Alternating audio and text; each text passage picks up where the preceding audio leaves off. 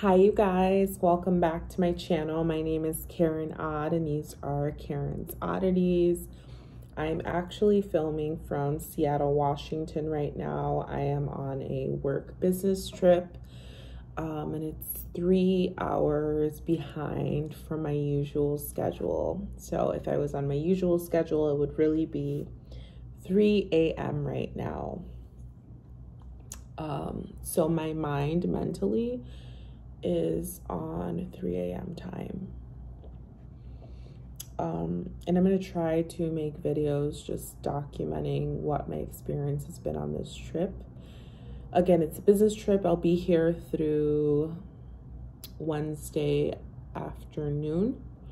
I got here on Sunday and it's a really cool city. So much to see, so much to do, so many restaurants. The buildings are beautiful. There is a bit of construction. Food has been great so far. Weather, super cold, super rainy, gross. The waterfront is beautiful.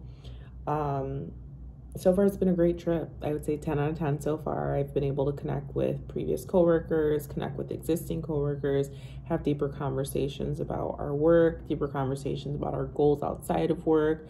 And it's just been really rewarding. And I'm super grateful for this opportunity to be on this trip and to be able to make these connections and just make the most of it. I was really emotional. I just think it's been an emotional... Has it been an emotional week? Maybe it started on the weekend. Yeah, I had a couple of things happen this weekend that I think triggered my emotions. I had three things trigger my emotions. The third thing was Sunday. And as a result of those triggers, I did decide to block 8 people off my phone. And this is kind of in alignment with what I did last July of 2022. I blocked 8 people. I blocked 8 today, and it was 8 different people. So now we have 16 people blocked out of my life, because once I block you, it's pretty permanent. Like, I'm not gonna undo it.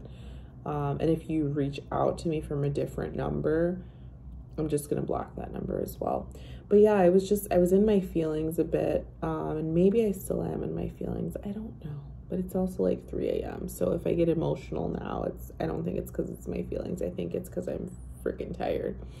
But my coworker asked me if I wanted him to pick me up, and he said we could ride to the airport together. And I said, sure. I was either going to leave my car at the airport or I was going to Uber there. So that worked out.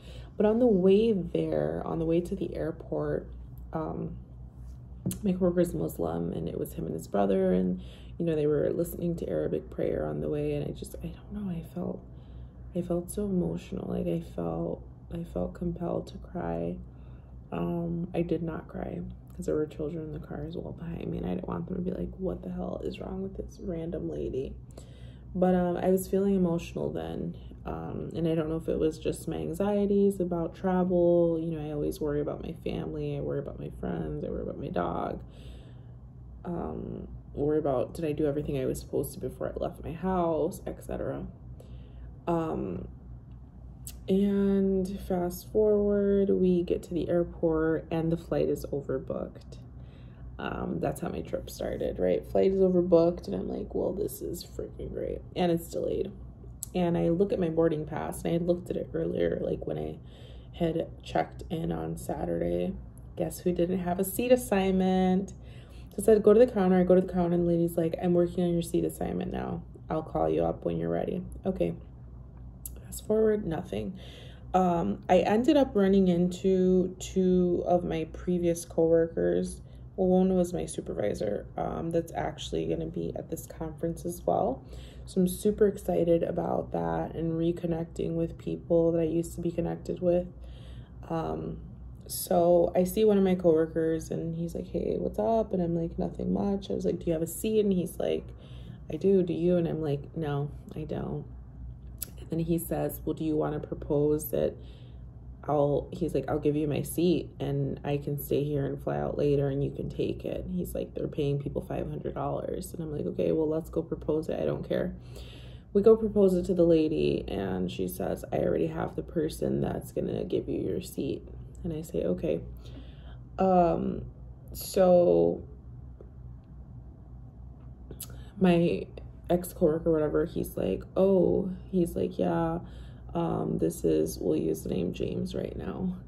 He's like, yeah, this is James. James is the person that gave up his seat for like $500.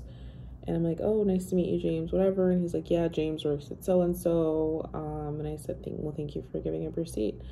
And, I go back to the lady and she's like, okay, I found your seat.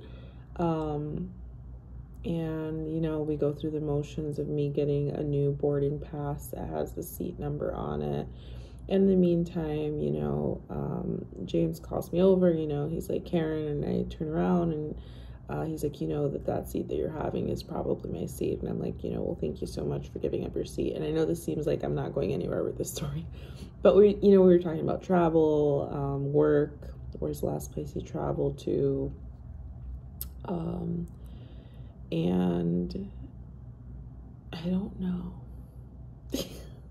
Like, if you know me, you'll probably think, like, girl, you're crazy. I mean, I am crazy. I am. But I felt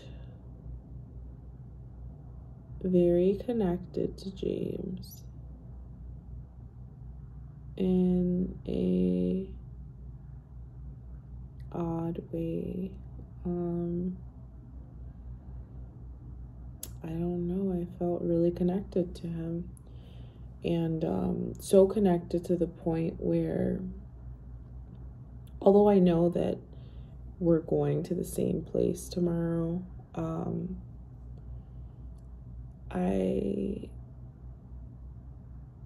felt a sense of, like, I guess, sadness when the plane departed. I felt like I was being separated from someone that I didn't want to be separated from. And I know this is really weird because I don't know James from a fucking can of motherfucking paint. And maybe I have like some type of issue where I get attached or connect to people like too quickly. I don't freaking know.